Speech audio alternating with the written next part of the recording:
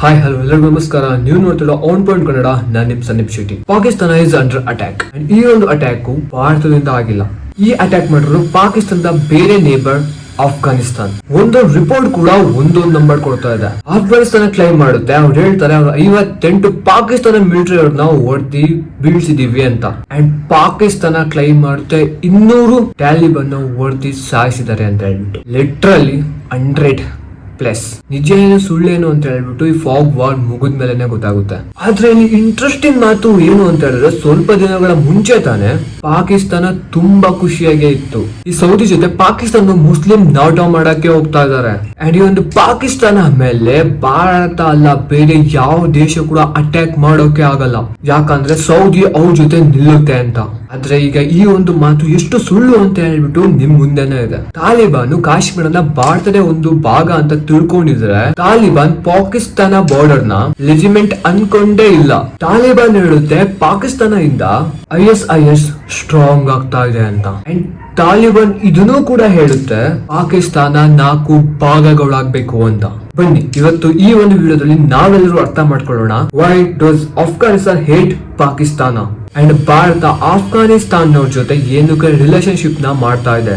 ಬನ್ನಿ ಅರ್ಥ ಮಾಡ್ಕೊಳ್ಳೋಣ. ನಿಮಗೂ ಇದೇ ತರ ಜಿಯೋ ಪೊಲಿಟಿಕ್ಸ್ ಸುಲಭ ರೀತಿಯಾಗಿ ಅರ್ಥ ಮಾಡ್ಕೋಬೇಕು ಅಂತಂದ್ರೆ ಅದು ಕೂಡ ಕನ್ನಡ ಭಾಷೆಯಲ್ಲಿ ನೀವು ಈ ಒಂದು ಚಾನೆಲ್ ಸಬ್ಸ್ಕ್ರೈಬ್ ಮಾಡ್ಕೊಳ್ಳಿ.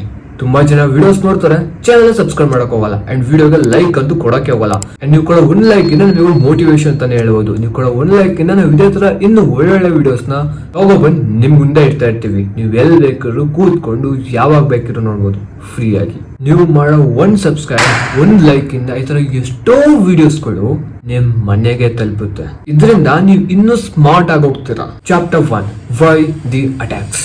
ಅಫ್ಘಾನಿಸ್ತಾನ್ ಅಲ್ಲಿ 99.9% ಮುಸ್ಲಿಂ ಜನನೇ ಇದ್ದಾರೆ.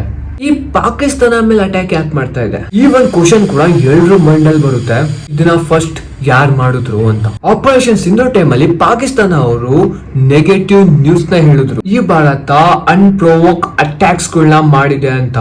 ಈ ಒಂದು ಧೈರ್ಯದಲ್ಲಿ ಪಾಕಿಸ್ತಾನ ಒಂದು ವಿಕ್ಟಿಮ್ ಕಾರ್ಡ್ ಆಡ್ತಾ ಇತ್ತು. ಅಂಡ್ ಅಫ್ಘಾನಿಸ್ತಾನ್ ಜೊತೆ ಕೂಡ ಸೇಮ್ ಸ್ಟ್ರಾಟಜಿನ ಯೂಸ್ ಮಾಡ್ತಾ ಇದೆ. So we have to set the record straight. ಈ ಮೊದಲನೇ ಅಟ್ಯಾಕ್ ಯಾರು ಮಾಡಿದ್ರು? ಬನ್ನಿ ಒಂದು ಟೈಮ್ ಲೈನ್ ಜೊತೆ ಅರ್ಥ ಮಾಡ್ಕೊಳ್ಳೋಣ. ಇಲ್ಲಿವರೆಗೂ ನಮಗೆ ಏನ್ ಇನ್ಫಾರ್ಮೇಶನ್ ಸಿಕ್ಕಿದೆ ಅದ್ರ ಮೇಲೆ 9th ಅಕ್ಟೋಬರ್ ಗುರುವಾರ ಅಲ್ಲಿ ಕದಾಲ್ ಅನ್ನೋ ಊರಲ್ಲಿ 2 ದೊಡ್ಡ ಎಕ್ಸ್ಪ್ಲೋರ್ ಆಗಿದೆ, 2 ದೊಡ್ಡ ಅಟ್ಯಾಕ್ ಆಗಿದೆ. ಅಂಡ್ ಇನ್ನೊಂದು ಬ್ಲಾಸ್ಟ್ ಆಯ್ತು ಪಾಕಿಸ್ತಾನದಲ್ಲಿ. ಅಫ್ಘಾನಿಸ್ತಾನ ಅನ್ಕೊಂಡಿದೆ ಈ ಒಂದು ಅಟ್ಯಾಕ್ ನ ಪಾಕಿಸ್ತಾನ ಮಾಡಿದೆ ಅಂತ. ಪಾಕಿಸ್ತಾನ ಹೇಳುತ್ತೆ ಅವರು ಏರ್ ಸ್ಟ್ರೈಕ್ಸ್ ನ ಫಾರ್ವರ್ಡ್ ಮಾಡಿದ್ವಿ, ಆದ್ರೆ TTP ಅಂದ್ರೆ ತಾಲಿಬಾನ್ ಅವ್ರನ್ನ ಟಾರ್ಗೆಟ್ ಮಾಡ್ಬೇಕಿತ್ತು ಅಂತ. ಅಂಡ್ ಈಗ ಇದನ್ನ ಅರ್ಥ ಮಾಡ್ಕೊಳ್ಳೋದು ಇಂಪಾರ್ಟೆಂಟ್. ಈಗ ಇದೇ TTP ಅಂಡ್ ಅಫ್ಘಾನಿಸ್ತಾನ್ ನ ತಾಲಿಬಾನ್ ಬೇರೆ ಬೇರೆ. ಪಾಕಿಸ್ತಾನ ಕ್ಲೈಮ್ ಮಾಡುತ್ತೆ ಈ ಅಫ್ಘಾನಿಸ್ತಾನ್ TTP ಲೀಡರ್ಸ್ ನ ಅವ್ರ ಜೊತೆ ಕದ್ದು ಮುಚ್ಚಿ ಇಟ್ಕೊಂಡಿದ್ದಾರೆ. ಅಂಡ್ ಅಫ್ಘಾನಿಸ್ತಾನ್ ನ್ಯಾಚುರಲಿ ಇದನ್ನ ಡಿಕ್ಲೈರ್ ಮಾಡುತ್ತೆ. ಪಾಕಿಸ್ತಾನ ಹೇಳುತ್ತೆ ಆದ್ರೆ ಈ ಅಫ್ಘಾನಿಸ್ತಾನ್ ಬಾರ್ಡರ್ ನ ಒಳಗೆ ವೈಲೆಂಟ್ ಎಲಿಮೆಂಟ್ ನ ಕಂಟ್ರೋಲ್ ಮಾಡಿಲ್ಲ. ಸೊ ಪಾಕಿಸ್ತಾನ ಅಫ್ಘಾನಿಸ್ತಾನ್ ಒಳಗೆ ಹೋಗಿ ಅವ್ರನ್ನ ಹೊಡಿತೀವಿ ಅಂತ ಅವ್ರದ್ದು ಸರ್ಕಾರ TTP ಆಕ್ಟಿವಿಟೀಸ್ ನ ನೋಡ್ಕೊಂಡು ಕಣ್ ಮುಚ್ಚಿದ್ದಾರೆ ಅಂತ. ನಮ್ದು ಇನ್ನೊಂದು ಪ್ರಶ್ನೆ ನ್ಯಾಚುರಲಿ ಇದೇ ಆಗಿದೆ, ಟಾರ್ಗೆಟ್ TTP ಅವ್ರ ಲೀಡರ್ ಆಗಿದ್ರೆ ಪ್ರೂವ್ ಮಾಡ್ಬಿಡಿ. TTP ಅವ್ರು ಯಾವ ಲೀಡರ್ಸ್ ಅಂತ ಹೋಗಿದ್ದಾನೆ. ಪಾಕಿಸ್ತಾನ ಮಾತ್ರ ದೊಡ್ಡ ದೊಡ್ಡ ವಿಷಯಗಳನ್ನ ಕ್ಲೈಮ್ ಮಾಡೋದ್ರಲ್ಲಿ ದೊಡ್ಡ ಶೋಕಿನೇ ಮಾಡುತ್ತೆ ಅಂತ ಹೇಳ್ಬೋದು. ಪ್ರೂವ್ ಮಾಡಿ ಅಂತ ಅವ್ರ ಜೊತೆ ಅವ್ರು ಕೇಳಿದ್ರೆ ಅವ್ರು ಇದೇ ತರ ಉಲ್ಟಾ ಹೊಡಿತಾರೆ. ಯಾವ ತರ ಅಂದ್ರೆ ಏಷ್ಯಾ ಕಪ್ ಆದ್ಮೇಲೆ ಮಾಡಿದ್ರಲ್ಲ ಅದೇ ತರ. 12th ಅಕ್ಟೋಬರ್ ಅಫ್ಘಾನಿಸ್ತಾನ್ ಹೇಳುತ್ತೆ ಪಾಕಿಸ್ತಾನ ಅವ್ರ ಏರ್ ಫೇಸ್ ಮೇಲೆ ಅವ್ರ ಫೈಟರ್ ಜೆಟ್ ನ ಕಳಿಸಿದ್ದಾರೆ ಅಂತ. ತಾಲಿಬಾನ್ ಸರ್ಕಾರದ ಫೋಕಸ್ ಮ್ಯಾನ್ ಹೇಳಿದ್ರು ಈ ಒಂದು ಅಟ್ಯಾಕ್ ಇಂದ 58 ಪಾಕಿಸ್ತಾನ ಸೋಲ್ಜರ್ಸ್ ನ ಹೊಡೆದಿ ಸಾಯಿಸಿದ್ದಾರೆ ಅಂತ. ಅಂಡ್ ಅದ್ರ ಜೊತೆ ಈ ಪಾಕಿಸ್ತಾನ 25 ಆರ್ಮಿ ಪೋಸ್ಟ್ ನ ಕ್ಯಾಪ್ಚರ್ ಮಾಡಿ. On the other hand Shahbaz Sharif ಹೇಳ್ತಾರೆ ಈ ಅಟ್ಯಾಕ್ ಕಂಪ್ಲೀಟ್ಲಿ ಅನ್ಪ್ರೊವೋಕ್ ಆಗಿತ್ತು ಅಂತ. ಅವ್ರ ಕಡೆಯಿಂದ ಅಂತೂ ಪಾಕಿಸ್ತಾನ್ ಯಾವಾಗ್ಲೂ ಒಳ್ಳೆಯವರಾಗೆ ಇರ್ತಾರೆ. ಪಾಕಿಸ್ತಾನ್ ಇದ್ರೂ ಆನ್ಸರ್ ಆಲ್ರೆಡಿ ಫೈರ್ ಇಂದ ಕೊಡ್ತು. ಅಂಡ್ ಪಾಕಿಸ್ತಾನ ತೊರಗ್ ಬಂದ್ ಬಾರ್ಡರ್ ನೇ ಕ್ಲೋಸ್ ಮಾಡಿದ್ರು. ಅಂಡ್ ಇಲ್ಲಿಂದಾನೆ ಟ್ರೇಡ್ ಕೂಡ ಆಗ್ತಾ ಇತ್ತು. ಅಂಡ್ ಇಲ್ಲಿ ನೀವು ನೋಡ್ಬೋದು ಬಾರ್ಡರ್ ಅಲ್ಲಿ ಯಾವ ತರ ಟ್ರಾಫಿಕ್ ಜಾಮ್ ಆಗಿದೆ ಅಂತ. ಆದ್ಮೇಲೆ ಕ್ವಾರ್ಟರ್ ಅಂಡ್ ಸೌದಿ ಮಧ್ಯದಲ್ಲಿ ಬಂದು ಆಡಿದ್ರು.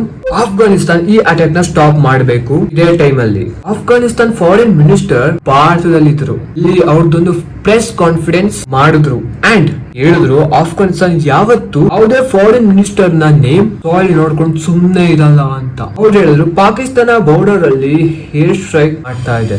ಇದು ಪಾಕಿಸ್ತಾನ ಮಿಸ್ಟೇಕ್ ಆಗಿದೆ. ಈ ಒಂದು ಮ್ಯಾಪ್ ನಲ್ಲಿ ನೀವು ನೋಡಬಹುದು ಖೈಬರ್ ಪಖ್ತೂನ್ಖಾವ್ ಇಲ್ಲಿ ನೋಡಬಹುದು ಯಾವ್ಯಾವ ಜಾಗದಲ್ಲಿ ಯಾವ್ಯಾವ ತರ ಅಟ್ಯಾಕ್ ಆಗಿದೆ ಅಂತ. ನಿಮಗೆ ಏನ್ ಅನ್ಸುತ್ತೆ? ಅಫ್ಘಾನಿಸ್ತಾನ್ ಈ ಒಂದು ಅಟ್ಯಾಕ್ ನಿಜವಾಗ್ಲೂ ಅನ್ಪ್ರೂವಕ್ ಆಗಿತ್ತ? ಇಲ್ಲಿ ಮಿಸ್ಟೇಕ್ ಯಾರ್ದಾಗಿದೆ, ಪಾಕಿಸ್ತಾನದ ಇಲ್ಲ ಅಫ್ಘಾನಿಸ್ತಾನದ? ನಿಮಗೆ ನೀವು ಕಮೆಂಟ್ ಮಾಡಿ ಹೇಳಿ ನೋಡೋಣ ನಮ್ ಜನ ಯಾವ ತರ ಏನೇನ್ ಯೋಚನೆ ಮಾಡ್ತಾರೆ ಅಂತ. Chapter 2 why Afghanistan hate Pakistan. Geopolitics ನ ಯಾವುದೇ ಇಶ್ಯೂ ಸರ್ಫೇಸ್ ಲೆವೆಲ್ ನ ನೋಡೋದು ಕಮ್ಮಿ ಆಗಿರ್ಲಿಲ್ಲ. ಫುಲ್ ಪಿಕ್ಚರ್ ನ ಅರ್ಥ ಮಾಡ್ಕೊಳ್ಳೋಕೆ ಸ್ವಲ್ಪ ಕೆಳಗೆ ಹೋಗ್ಬೇಕು. ಸ್ವಲ್ಪ ದಿನಗಳ ಹಿಂದೆ ಅಲ್ಲಿ ಬಂದ ಫಾರಿನ್ ಮಿನಿಸ್ಟರ್ ಅಮೀರ್ ಖಾನ್ ಮುಖರ್ಜಿ ಭಾರತದಲ್ಲಿ ಇದ್ರು. ಅವ್ರು ಹೇಳಿದ್ರು ಕಾಶ್ಮೀರ ಭಾರತದ ಒಂದು ಪಾರ್ಟ್ ಅಂತ. ಭಾರತ ಕಾಬೂಲ್ ಅಲ್ಲಿ ಎಂಬಸಿ ಶುರು ಮಾಡೋದ್ರಲ್ಲಿದೆ. ಅಫ್ಘಾನಿಸ್ತಾನ್ಗೆ ಬೇಕಾಗಿದೆ ಭಾರತ. ಅವ್ರ ದೇಶಕ್ಕೆ ಹೋಗಿ ಡೆವಲಪ್ ಪ್ರಾಜೆಕ್ಟ್ ಗಳನ್ನ ಮಾಡಿ ಅವ್ರ ಕ್ರಿಕೆಟ್ ಟೀಮ್ ನ ಗೈಡ್ ಮಾಡಿ ಅಂಡ್ ಇಲ್ಲಿ ಒಳಗೂ ನ್ಯಾಚುರಲ್ ರಿಸೋರ್ಸಸ್ ಮೇನ್ ಮಾಡಕ್ಕೆ ಅವ್ರನ್ನ ಹೆಲ್ಪ್ ಮಾಡ್ಲಿ ಅಂತ. ಒಂದ್ ಕಾಲದಲ್ಲಿ ತಾಲಿಬಾನ್ ಇಂಡಿಯಾ ಆಪೋಸಿಟ್ ಆಗಿ ಟೆರರಿಸ್ಟ್ ನ ಟ್ರೈನ್ ಮಾಡ್ತಾ ಇತ್ತು. ಅವರು ಈಗ ಭಾರತ ಜೊತೆ ಕೋಆಪರೇಟ್ ಆಗ್ಬೇಕು ಅಂತ ಇದ್ದಾರೆ. ಇಲ್ಲಿ ಏನ್ ಆಗ್ತಾ ಇದೆ? ತಾಲಿಬಾನ್ ಭಾರತಕ್ಕೆ ಯಾಕೆ ಸಪೋರ್ಟ್ ಮಾಡ್ತಾ ಇದೆ? Answer is simple, time have changed. ಇವತ್ತು ಆಫ್ಘಾನಿಸ್ತಾನ ಚಾಲೆಂಜಸ್ ಬೇರೆ ಆಗಿದೆ. ಆಕ್ಚುಲಿ ಡೊನಾಲ್ಡ್ ಟ್ರಂಪ್ ಸ್ವಲ್ಪ ದಿನಗಳ ಹಿಂದೆ ಮತ್ತೆ ಆಫ್ಘಾನಿಸ್ತಾನ ಅಲ್ಲಿ ಒಂದು ಮಿಲಿಟರಿ ಬೇಸ್ ಶುರು ಮಾಡಿದೆ. ಆದ್ರೆ ಯಾವ್ದೋ ತಾಲಿಬಾನ್ ಲೀಡರ್ ಜೊತೆ ಅಲ್ಲ, ಪಾಕಿಸ್ತಾನ್ ಜೊತೆ. ಅಲ್ಲಿ ಅಮೆರಿಕ ಅವ್ರನ್ನ ಮತ್ತೆ ಮಾಡ್ಬೇಕು ಅಂತ ಇದೆ. ಯಾಕಂದ್ರೆ ಅಮೆರಿಕ ಸೌತ್ ಏಷ್ಯಾದಲ್ಲೇ ಒಂದು ಒಳ್ಳೆ ಫುಟ್ ಹೋಲ್ಡ್ ಆಗ್ಲಿ ಅಂತ. ಇದು ತಾಲಿಬಾನ್ ಅವರಿಗೆ ಒಂದು ದೊಡ್ಡ ಇನ್ಸಲ್ಟ್. ಅಂದ್ರೆ ಅವ್ರ ದೇಶದಲ್ಲಿ ಮಿಲಿಟರಿ ಬೇಸು ಅಮೆರಿಕದವ್ರಿಗೆ ಬೇಕು ಅಂಡ್ ಇದ್ರ ಡಿಸಿಷನ್ ಯಾರ ಜೊತೆ? ಪಾಕಿಸ್ತಾನದವ್ರ ಜೊತೆ. ತಾಲಿಬಾನ್ ಇದಕ್ಕೆ ಕ್ಲಿಯರ್ ಆಗಿ ಹೇಳಿದೆ ಅವ್ರದ್ದು ಯಾವುದೇ ಫಾರಿನ್ ಮಿನಿಸ್ಟರ್ ಇಂಟರ್ಫೈರ್ ನ ಏನೇ ಮಾಡಲ್ಲ ಅಂತ. ಅಟ್ ಲಾಸ್ಟ್ ಸ್ವಲ್ಪ ಮ್ಯಾಟರ್ಸ್ ನ ಹೇಳಿದ್ರು. ಭಾರತ ಅಫ್ಘಾನಿಸ್ತಾನ್ ಇಂಟ್ರೆಸ್ಟ್ ಆಗ್ಲೇನಾಗುತ್ತೆ ಅಂತ. ಕ್ರಿಕೆಟ್ ಮ್ಯಾಚ್ ಇಲ್ಲ, ಜಿಯೋ ಪೊಲಿಟಿಕ್ಸ್. ಅಫ್ಘಾನಿಸ್ತಾನ್ ಜನ ಭಾರತನಂತೂ ಇಷ್ಟಪಡ್ತಾನೆ ಇದ್ದಾರೆ, ಆದ್ರೆ ಪಾಕಿಸ್ತಾನದವ್ರ ಜೊತೆ ಅಲ್ಲ. ಈ ತರ ಯಾಕೆ? ಆಫ್ಟರ್ ಆಲ್ ಎರಡೂ ದೇಶಗಳು ಕೂಡ ಒಂದು ಮುಸ್ಲಿಮ್ಸ್ ಕಂಟ್ರೀಸ್ ಅಲ್ವಾ. ಗ್ಲೋಬಲ್ ನೆಗೆಟಿವ್ ನ ನೋಡೋದು. ಭಾರತ ಈ south Asia Israel, so Afghanistan Pakistan ಅಲ್ಲೇ ಬೇಕು ಅಂಡ್ ಭಾರತಕ್ಕೆ ಶತ್ರು. ಬಟ್ ಇಲ್ಲಿ ನಿಜವಾಗ್ಲೂ ಸಿಚುವೇಶನ್ ಉಲ್ಟಾ ಆಗಿದೆ. ಅಫ್ಘಾನಿಸ್ತಾನ್ ಪಾಕಿಸ್ತಾನ್ ಜೊತೆ ಕಾನ್ಫ್ಲಿಕ್ಟ್ ಯಾಕೆ? ಭಾರತ ಅಂಡ್ ಪಾಕಿಸ್ತಾನ ರಿವಲ್ಸ್ ಯಾವಾಗ್ಲೂ ಗೊತ್ತು. ಆದ್ರೆ ಇನ್ನೊಂದು ದೇಶ ಇದೆ, ಪಾಕಿಸ್ತಾನ ಅಷ್ಟೇ ಇಷ್ಟ ಪಡುತ್ತೆ ಎಷ್ಟು ನಾವ್ ಇಷ್ಟ ಪಡ್ತಾ ಇದೀವಿ. ಆ ದೇಶನೇ ಅಫ್ಘಾನಿಸ್ತಾನ್. ಅಫ್ಘಾನಿಸ್ತಾನ ಪಾಕಿಸ್ತಾನ್ ಜೊತೆ ಕಾನ್ಫ್ಲಿಕ್ಟ್ ಆಗ್ಲಿಂದಾನೂ ಇದೆ. ಆಗ ಪಾಕಿಸ್ತಾನ ಇನ್ನು ಹುಟ್ಟೇ ಇತ್ತಿಲ್ಲ. 1947ರಲ್ಲಿ ಯಾವಾಗ ಪಾಕಿಸ್ತಾನ ಆಯ್ತು, ಅಫ್ಘಾನಿಸ್ತಾನ್ ಒಂದೇ ಆ ದೇಶ ಆಗಿತ್ತು. ಇದು ಯುನೈಟೆಡ್ ನೇಷನ್ಸ್ ಜೊತೆ ಪಾಕಿಸ್ತಾನ್ ಅಗೇನ್ಸ್ಟ್ ಹೋಲ್ಡ್ ಮಾಡಿತ್ತು. ಇದ್ರ ಅರ್ಥ ಏನು ಅಂದ್ರೆ ಅಫ್ಘಾನಿಸ್ತಾನ್ ಶುರುವಿಂದನು ಯುನೈಟೆಡ್ ನೇಷನ್ಸ್ ಜಾಯಿನ್ ಮಾಡೋದ್ರಿಂದ ತಡೆದ್ ನಿಲ್ಸಿತ್ತು. ಬನ್ನಿ ಚೂರು ರಿವೈಂಡ್ ಮಾಡ್ಕೋಬಿಡೋಣ. 1830 ಯಾವ ತರ ಬ್ರಿಟಿಷ್ ಭಾರತ ಮತ್ತೆ ಪಾಕಿಸ್ತಾನಲ್ಲಿ ಅವ್ರ ಎಂಪೈರ್ ನ ನಿಲ್ಸಿತ್ತು, ಅದೇ ತರ ಇನ್ನೊಂದು ದೇಶ ಆಫ್ ಏಷ್ಯಾ ಅಲ್ಲಿ ಅವ್ರನ್ನ ಎಂಪೈರ್ ನ ಎಕ್ಸ್ಪೆಂಡ್ ಮಾಡ್ತಾ ಇತ್ತು. ಅದು ರಷ್ಯಾ. ಈ ಎಕ್ಸ್ಪೆಂಡೇಷನ್ ಆಟಿಟ್ಯೂಡ್ ಅವರು ಸ್ಪೇಸ್ ಆಫ್ ಇನ್ಫ್ಲುಯೆನ್ಸ್ ಜಾಸ್ತಿ ಮಾಡೋದು ಅಂತಾರೆ. ಇದು ಕ್ಲೋಡ್ ವಾರ್ ತರ 100 ಜಾಸ್ತಿ ವರ್ಷಗಳಿಗೆ ಎರಡೂ ದೇಶಗಳ ಮಧ್ಯ ಒಂದು ಪವರ್ ಪ್ಲೇ ಆಗ್ತಾ ಇತ್ತು. ಅದನ್ನೇ ಹೇಳ್ತಾರೆ ದಿ ಗ್ರೇಟ್ ಗೇಮ್. ಬೇಸಿಕ್ಲಿ ಆಗ್ತಾ ಇದ್ದಿದ್ದು ಇದೆ. ಬ್ರಿಟನ್ ಅಫ್ಘಾನಿಸ್ತಾನ್ ಪರ್ಷಿಯಾ ಟರ್ಕಿಯಿಂದ ಭಾರತದಿಂದ ಟ್ರೇಡ್ ಮಾಡ್ತಾ ಇತ್ತು. ಅದು ರಷ್ಯಾ ಕ್ಯಾಪ್ಚರ್ ಮಾಡ್ಬೇಕು ಅಂತ ಇತ್ತು.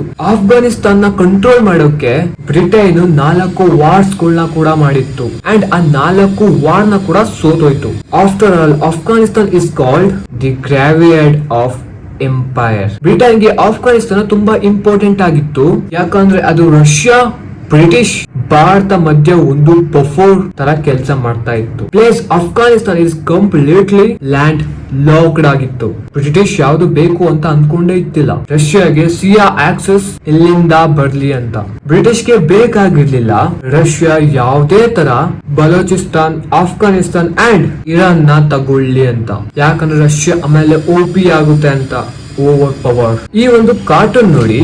ಈ ಕಾರ್ಟೂನ್ ಆ ಟೈಮ್ ಇಂದ ಅಫ್ಘಾನಿಸ್ತಾನ್ ಒಂದು ಒಳ್ಳೆ ತರ ಅರ್ಥ ಮಾಡಿಸುತ್ತೆ. ಇದೆ ಅಮೀರ್ ಆಫ್ ಅಫ್ಘಾನಿಸ್ತಾನ್, ಇದು British lion and Russia bear ಮಧ್ಯ ಸಿಗಾಕೊಂಡಿದೆ. 12 ನವೆಂಬರ್ 1893 ಅಮೀರ್ Abdul Rehman and British India ಮತ್ತೆ ಡೂಲ್ಯಾಂಡ್ ಮಧ್ಯ ಒಂದು ಪಾರ್ಟ್ ಆಗಿತ್ತು ಅಂಡ್ ಡುರಾಂಡ್ ಲೈನ್ ಆಗಿತ್ತು.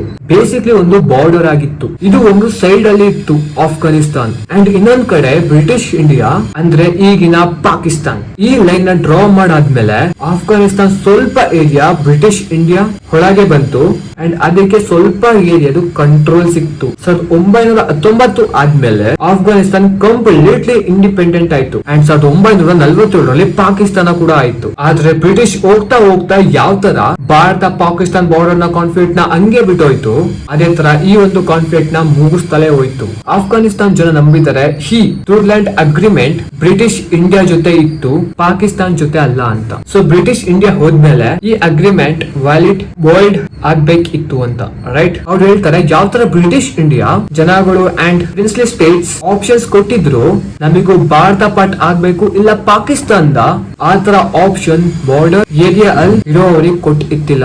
ಆಫ್ಘಾನಿಸ್ತಾನ್ ಪಾಕಿಸ್ತಾನ ಬಾರ್ಡರ್ ಅಲ್ಲಿ 15 ಜನ ಹೇಳ್ತಾರೆ ಆಫ್ಘಾನಿಸ್ತಾನ್ ಡುರಾಂಡ್ ಲೈನ್ ನ ಆಫೀಸ್ ಅನ್ನೋಕೆ ರೆಡಿನೇ ಇತ್ತಿಲ್ಲ. ಸೊ ಪಾಕಿಸ್ತಾನ 1949 ಈ ಏರಿಯಾ ಮೇಲೆ ಅಟ್ಯಾಕ್ ಮಾಡ್ತು. ಅಲ್ಲಿ ತುಂಬಾ ಪಾಸುಟಿನಿ ಜನ ಸತ್ ಹೋದ್ರು. 1950 ಬ್ರಿಟಿಷರು ಹೇಳಿದ್ರು ಡುರಾಂಡ್ ಲೈನ್ ಬೈ ಅಫಿಷಿಯಲ್ ಅಂತ ಅಂಡ್ ಅಫ್ಘಾನಿಸ್ತಾನ ಈ ಒಂದು ಲೈನ್ ನ ಅಪ್ಸೆಟ್ ಮಾಡ್ಲೇಬೇಕು ಅಂತ. ವಾರ್ ಏನೋ ಸ್ಟಾಪ್ ಆಯ್ತು. ಆದ್ರೆ ಆಫ್ಘಾನಿಸ್ತಾನ್ ಪಾಯಿಂಟ್ ಆಫ್ ವ್ಯೂ ಅಲ್ಲೇ ನೋಡಿದ್ರೆ ಈ ಫುಲ್ ವೆಸ್ಟ್ ಕೂಡ ಪಾಕಿಸ್ತಾನ್ ಸೈಡ್ ಇತ್ತು ಅಂಡ್ ಇದು ಅವ್ರಿಗೆ ಇಷ್ಟ ಆಗಿಲ್ಲ. ಮುಂದೆ ಹೋಗ್ತಾ ಪಾಕಿಸ್ತಾನ ಆರ್ಮಿ ಅಫ್ಘಾನಿಸ್ತಾನ್ ನ ಆಸ್ ಎ ಪವನ್ ಯೂಸ್ ಮಾಡಿದ್ರು. ಅವರು CIA ಗೋಸ್ಕರ ತಾಲಿಬಾನ್ ನ ಟ್ರೈನ್ ಮಾಡಿದ್ರು. ಅವ್ರ ಮುಂದೆ ಪರ್ವೇಜ್ ಮುಷರಫ್ ಅವ್ರ ಈ ಒಂದು ಇಂಟರ್ವ್ಯೂ ನೀವು ನೋಡಿ 1979 से बहुत तब्दील होता चला रहा है.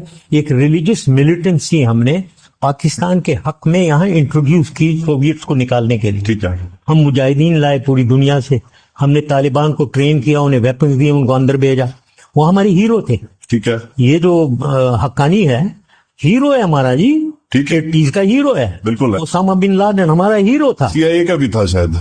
यस, ये ज़वाहिरी हमारा हीरो था. ಈ ದೊಡ್ಡತನ ಮಾಡೋದ್ರಿಂದ ಪಾಕಿಸ್ತಾನ ಇಂಟ್ರೆಸ್ಟ್ ಇದೇ ಇತ್ತು. 1971 ಡಿಫ್ಯಾಕ್ಟ್ ಆದ್ಮೇಲೆ ಪಾಕಿಸ್ತಾನ್ಗೆ ಇದು ಕ್ಲಿಯರ್ ಆಗಿತ್ತು ಟ್ರೆಡೆಂಟ್ ನ್ಯಾಷನಲ್ ವಾರ್ ಗೆ ಭಾರತ ಜೊತೆ ವಾರ್ ಮಾಡೋಕೆ ಆಗಲ್ಲ ಅಂತ. ಸೊ ಬ್ಲೈಂಡ್ ಇಂಡಿಯಾ ಬೈ 1000 ಇದೇ ಸ್ಟ್ರಾಟಜಿ ಕೂಡ ಆಗಿತ್ತು. ಈ ಅಫ್ಘಾನಿಸ್ತಾನ್ ನ ಜನಕ್ಕೆ ಎಕ್ಸ್ಟ್ರೀಮ್ಸ್ ಮಾಡಿ ಅವ್ರನ್ನ ಫಸ್ಟ್ ಸೋಲ್ಜರ್ಸ್ ನ ಅಗೇನ್ಸ್ಟ್ ಮಾಡಿ ಸೋವಿಯಟ್ಸ್ ನ ಅಗೇನ್ಸ್ಟ್ ಯೂಸ್ ಮಾಡಿ ಅಂಡ್ ಮತ್ತೆ ಇಂಡಿಯಾಗೆ ಕಳಿಸಿ ಪಾಕಿಸ್ತಾನ ತಾಲಿಬಾನ್ಸ್ ಅವ್ರನ್ನ ಟೆರರಿಸ್ಟ್ ಮಾಡಿ ಅಂತ. ಆದ್ರೆ ಯಾವ ತರ ಕ್ಲೀನ್ ಅಂಡ್ ಸ್ಯಾನಿಟೇಷನ್ ಹೇಳಿದ್ರು. You cannot keep snakes in your backyard and expect them only to bite your neighbourhoods. ಅಂದ್ರೆ ನೀವು ಹಾವನ್ನ ಸಾಕಿದ್ದೀರಾ ಅಂದ್ರೆ ಅದು ಬರೀ ನಿಮ್ಮ ಪಕ್ಕದವ್ರನ್ನ ಕಚ್ಚೋದು ಮಾತ್ರ ಅಲ್ಲ, ಅದು ಯಾವಾಗಾದ್ರೂ ನಿಮಗೂ ಕೂಡ ಕಚ್ಚುತ್ತೆ. ಪಾಕಿಸ್ತಾನ ಆರ್ಮಿ ಸ್ಲೋಲಿ ಅವರು ತುಂಬಾ ದೊಡ್ಡ ಎನಿಮಿ ಆಗಿದೆ. ಅದು TTP ಅಂದ್ರೆ ಟೆಹರಿಕ್ ಇ ತಾಲಿಬಾನ್. ಅಂಡ್ ಚಾಪ್ಟರ್ ಅರ್ಥ ಮಾಡ್ಕೊಂಡ ಪಾಕಿಸ್ತಾನದ ದೊಡ್ಡ ಪ್ರಾಬ್ಲಮ್ಸ್ ಗಳು ಏನು ಅಂತ ಹೇಳ್ಬಿಟ್ಟು. ಆಫ್ ಕೋರ್ಸ್ ಇವತ್ತಿನ ಈ ಒಂದು ವಿಡಿಯೋಲಿ ಇಷ್ಟ ಆಯ್ತು. ಪಾಕಿಸ್ತಾನದ ದೊಡ್ಡ ದೊಡ್ಡ ಪ್ರಾಬ್ಲಮ್ ಗಳು ಏನು ಅಂತ ನೀವು ತಿಳ್ಕೋಬೇಕು ಅಂತ ಹೇಳಿದ್ರೆ ನನ್ನ ಚಾನಲ್ ನ ಸಬ್ಸ್ಕ್ರೈಬ್ ಮಾಡ್ಕೊಳ್ಳಿ. ನೆಕ್ಸ್ಟ್ ಒಂದು ಪಟ್ಟಲ್ಲಿ ಆ ಒಂದು ವಿಡಿಯೋನ ಕಂಪ್ಲೀಟ್ ಆಗಿ ಅಪ್ಲೋಡ್ ಮಾಡ್ತೀನಿ. ವಿಡಿಯೋ ತುಂಬಾನೇ ಲೇಟ್ ಆಗಿ ಬಂದಿದೆ. ಇನ್ಫಾರ್ಮೇಶನ್ ನನಗೆ ಏನ್ ಸಿಕ್ಕಿದೆ ಆಲ್ಮೋಸ್ಟ್ ನಾವೆಲ್ಲ ಕಲೆಕ್ಟ್ ಮಾಡಿ ನಾನು ನಿಮ್ ಮುಂದೆ ಇಟ್ಟಿದ್ದೀನಿ. ಆಯ್ತು, ನಿಮ್ಮೆಲ್ಲರಿಗೂ ವಿಡಿಯೋ ಇಷ್ಟ ಆಗಿದೆ ಅಂತ ಅನ್ಕೊಂತೀನಿ. ಇಷ್ಟ ಆಗಿದ್ರೆ ಸಬ್ಸ್ಕ್ರೈಬ್ ಮಾಡ್ಕೊಳ್ಳಿ. ಇಲ್ಲಿವರೆಗೂ ವಿಡಿಯೋ ನೋಡಿದ್ರೆ ಅಂತ ಹೇಳ್ತಾರೆ ಖಂಡಿತವಾಗ್ಲೂ ವಿಡಿಯೋ ಒಂದು ಲೈಕ್ ಕೊಡಿ. ನೀವು ಕೂಡ ಒಂದೊಂದು ಲೈಕ್ ಕೂಡ ನಮಗೆ ಒಂದೊಂದು ಮೋಟಿವೇಶನ್. ನೀವು ಇದೇ ತರ ಲೈಕ್ ಕೊಡ್ತಾರೆ ನಾವು ಇದೇ ತರ ಇನ್ನೂ ಹೆಚ್ಚಿನ ವಿಡಿಯೋಸ್ಗಳನ್ನ ನಿಮ್ ಮುಂದೆ ತಲುಪಿಸ್ತೀವಿ. So make sure subscribe and like ಕೂಡ ಕೊಡಿ. ಸಿಗೋಣ ಆದಷ್ಟು ಬೇಗ ಇನ್ನೊಂದು ವಿಡಿಯೋದಲ್ಲಿ. ಅಲ್ಲಿವರೆಗೂ